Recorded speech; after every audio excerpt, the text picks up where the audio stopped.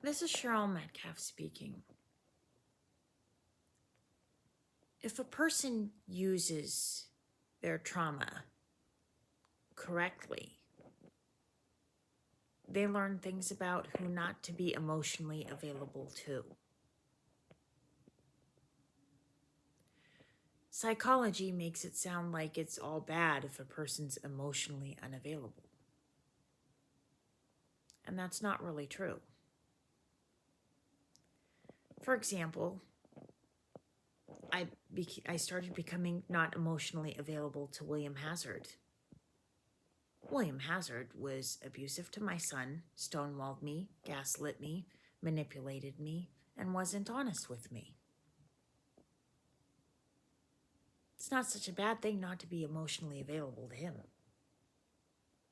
That would be an example.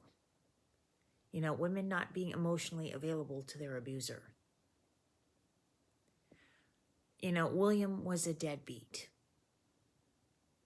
I became not available to the deadbeat. I became not emotionally available to a deadbeat, a man who wasn't paying the bills to keep a roof over my head, and a man who wasn't cleaning up after himself. In that case, being emotionally unavailable is not such a bad thing.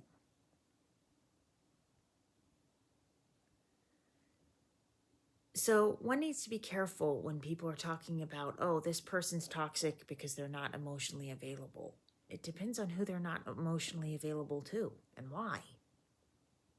What's their reason for not being emotionally available? There might be a reason they're not emotionally available. You know, if that person's being gaslit, they're being manipulated by a person, you know, they're feeling stepped on, they feel like they're putting the work in for somebody who doesn't put in the work, there might be a reason they're not being emotionally available. It's not always a bad thing to be emotionally unavailable. And that may be part of having boundaries. This is Cheryl Metcalf speaking.